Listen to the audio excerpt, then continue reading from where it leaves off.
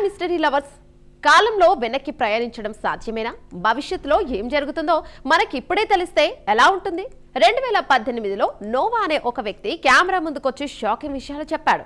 తాను 2030 సంవత్సరం నుండి 2018కి వచ్చానని, భవిష్యత్తులో ప్రపంచం ఎలా ఉంటుందో తనకు తెలుసని ప్రకటించాడు.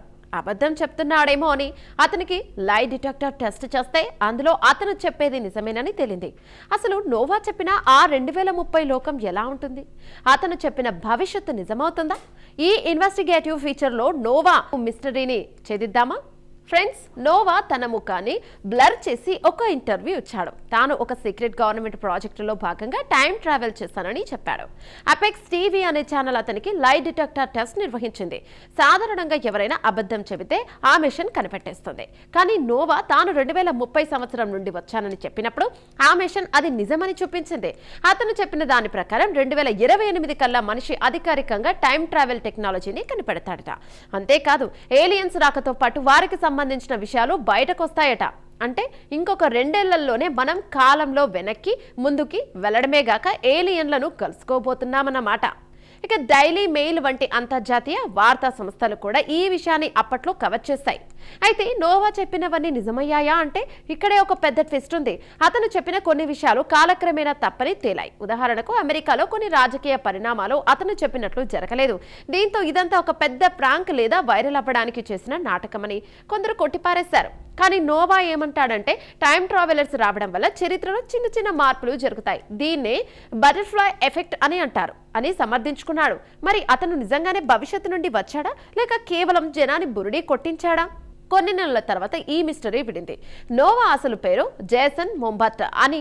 అతను కేవలం అపెక్స్ టీవీ కోసం ఆ పాత్ర పోషించానని ఒప్పుకున్నట్లు కొన్ని రిపోర్ట్స్ వచ్చాయి. అతను ఒక నటుడని, ఆ లైవ్ డిటెక్టర్ టెస్ట్ కూడా పక్కాగా ప్లాన్ చేసిన డ్రామా అని తేలింది. కానీ అప్పటికే ఆ వీడియోలు మిలియన్ల వ్యూస్ ను సంపాదించాయి.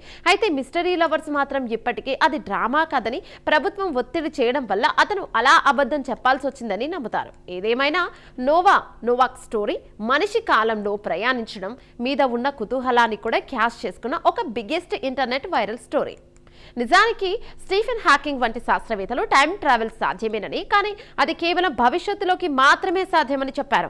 కాంతి వేగంతో ప్రయాణిస్తే మనం కాలంలో ముందుకు వెళ్ళవచ్చని. నోవా కథ అబద్ధమే కావచ్చు, కానీ భవిష్యత్తులో నిజంగానే టైం ట్రావెలర్స్ మన మధ్యకు వచ్చే అవకాశం ఉందని సైన్స్ చెబుతోంది. ఒకవేళ నోవా నిజమే చెప్పి ఉంటే, అతను చెప్పిన ఆ 2028 ఏలియన్ డిస్క్లోజర్ కోసం మనం మరో 2 ఏళ్లు వెయిట్ చేయాల్సిందే. అప్పటి వరకు నోవాక్ ఒక ఇంట్రెస్టింగ్ అర్బన్ లెజెండ్ గానే మిగిలిపోతాడు. చూసారు కదా ఫ్రెండ్స్, నోవాక్ అనే టైం ట్రావెలర్ కథ వెనుక ఉన్న అసలు నిజాలు ఇవి. ఇది ఒక ప్లాన్ చేసిన డ్రామా అని తేలినా ఇప్పటికీ దీనిపై చర్చ జరుగుతూనే ఉంది. మరి మీరేమనుకుంటున్నారు? కాలంలో ప్రయాణించడం నిజంగా సాధ్యమేనా? భవిష్యత్తులో నోవా చెప్పినట్టుగా ఏలియన్స్ మన ముందుకు వస్తారా? కామెంట్స్ లో చెప్పండి. ఈ వీడియో మీకు నచ్చినట్లయితే లైక్ చేయండి, షేర్ చేయండి. ఇలాంటి హై వోల్టేజ్ అన్నోన్ మిస్టరీస్ కోసం ఇప్పుడే సబ్స్క్రైబ్ చేసుకోండి.